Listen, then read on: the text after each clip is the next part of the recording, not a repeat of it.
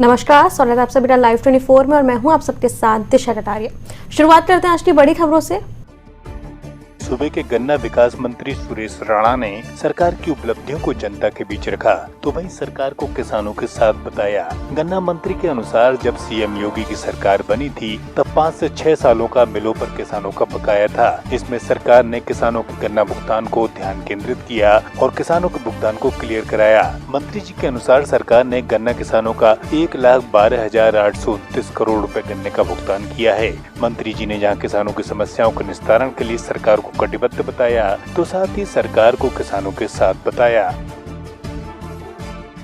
ऐतिहासिक काम किया है और किसानों को लाभ दिलाने के लिए माननीय प्रधानमंत्री जी की प्रेरणा के किसान की आय को दोगुना करनी है।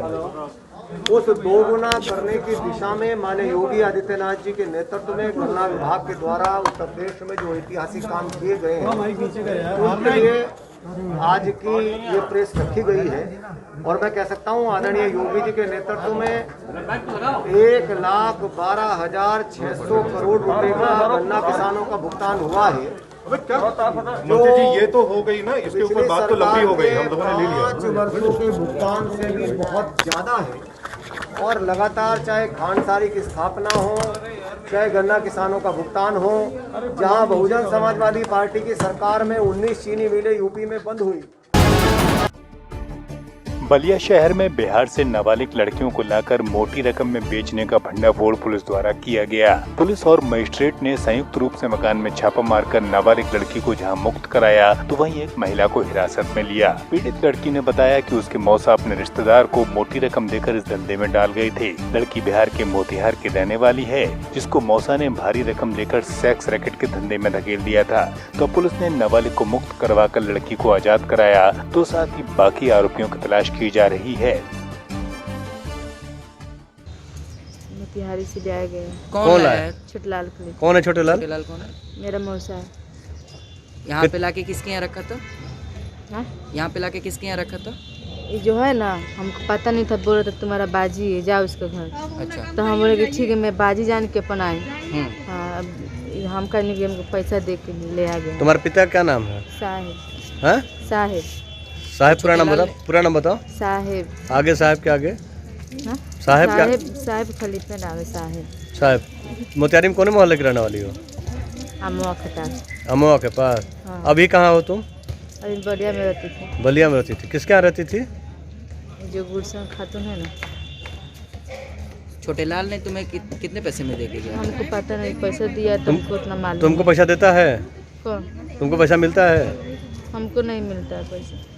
वो जो आता है से पास में ना, जो है ना बाजी, वो लेती है पैसा, हम नहीं देते। कहीं भेजते भी है तुमको? जाते हैं हम। जाती हो? कहाँ कहाँ? कहाँ का जाते नहीं है, बस खाली दूसरा था ना, हम दिया था ना, गलत काम होता है ना। गलत काम? हाँ हाँ, उसी के पास उनके थिएटर में जाते थे। तुमको अच्छा लगता है ये सब करते हुए? नहीं। फिर हमको तुम अच्छा नहीं लगता। पूछी नहीं कि हमको क्यों फंसा है यहाँ पर? घर में रहते तब क्या पूछे?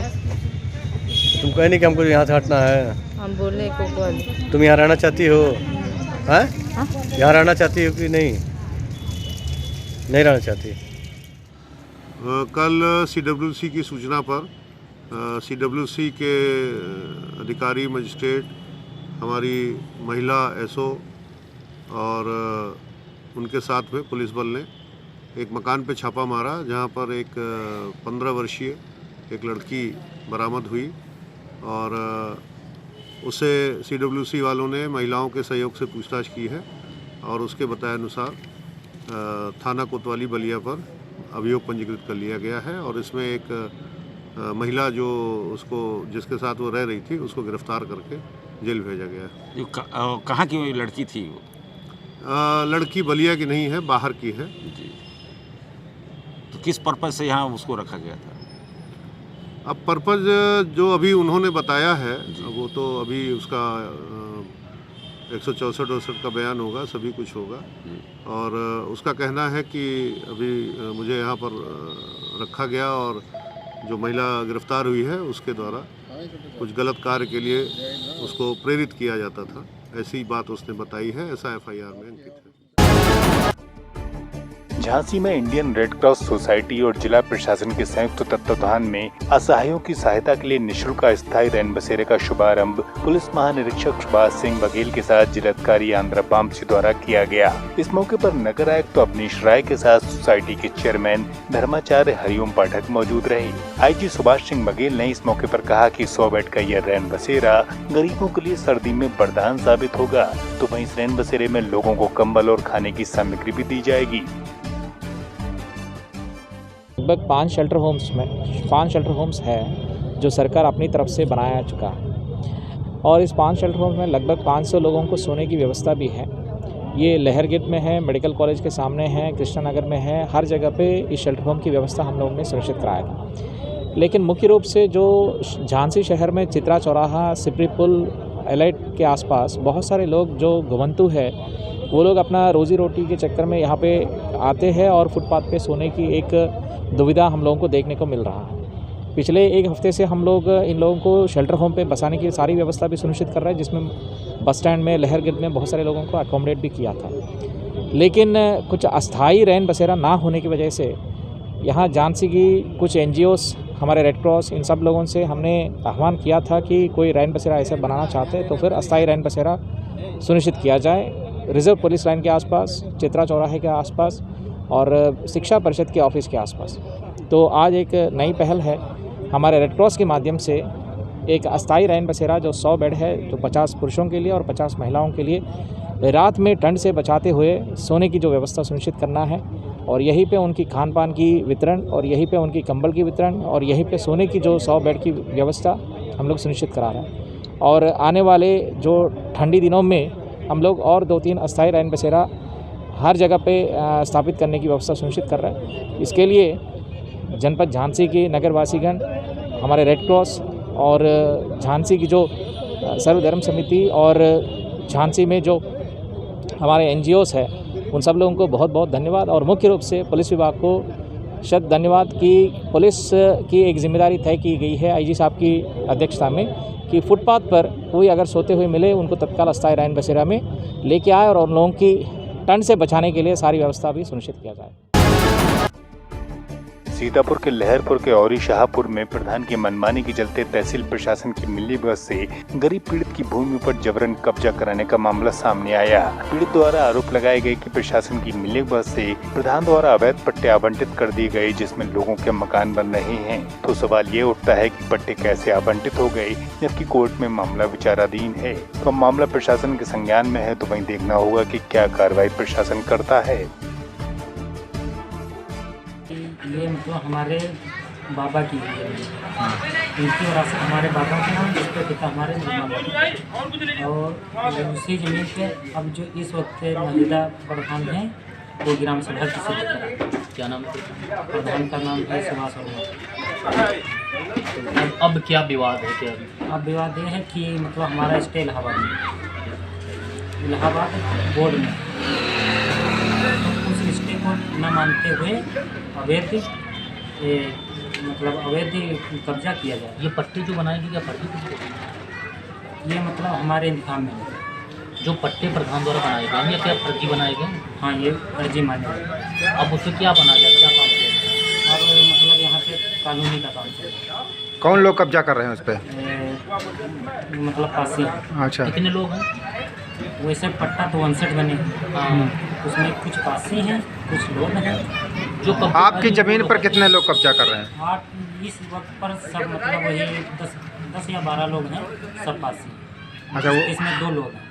वो लोग मतलब ज़बरदस्ती करते हैं, आप मना करते हो तो क्या विरोध? हाँ, तो मतलब मारने की धमकी। सीतापुर के बेहटा में भारत रत्न पूर्व प्रधानमंत्री स्वर्गीय अटल बिहारी वाजपेयी की जयंती के मौके पर किसान गोष्ठी का आयोजन किया गया। इस गोष्ठी में हजारों किसानों के साथ सांसद राजेश वर्मा ने शिरकत की, तो वहीं PM मोदी के संदेश को वर्चुअल रूप से सुनाया गया। इसी के साथ सरकार की जन कल्याणकारी योजनाओं को यहाँ लोगों के साथ साझा भी किया गया। भारत रत्न पूर्व प्रधानमंत्री स्वर्गीय अटल बिहारी वाजपेयी की जयंती के मौके पर भाजपा ने देश भर में किसान गोष्ठी का आयोजन किया। इस दौरान सोनिया गांधी के संसदीय क्षेत्र रायबरेली में भी किसान गोष्ठी आयोजित की गई, जिसमें सूबे के deputy CM doctor Dinesh Sharma ने आयोजन में शिरकत की। इस आयोजन में किसानों को पीएम मोदी का वर्चुअल संदेश सुनाया गया, तो वहीं डिप्टी सीएम ने किसानों को संबोधित किया और सरकार को किसानों के लिए समर्पित बताया। इस मौके पर डिप्टी सीएम ने कृषि उपकरणों की प्रदर्शनी का भी अवलोकन किया। देखिए 72 घंटे के अंदर खाद जो धान की और गेहूँ की खरीद है तो देने का प्रावधान है। 1-2 दिन अगर लेट होता है तो उसके लिए जिला प्रशासन को हमने कहा है कि बिल्कुल लेट 1-2 दिन भी लेट नहीं हुए थे और समय से इसका भुगतान कराएँ। आज पूरे देश में और खासतौर से उत्तर प्रदेश में किसानों को उनकी उपज का उचित मूल्य जहाँ पर मिल रहा है, अगर देखा जाए तो न्यूनतम जो उनका निर्धारित मूल्य है उससे कहीं अधिक उनको मूल्य आज प्राप्त हो पा रहा है। हमने गन्ने के बकाये का भुगतान में भी 1,12,000 करोड़ से ऊपर का भुगतान 1,12,000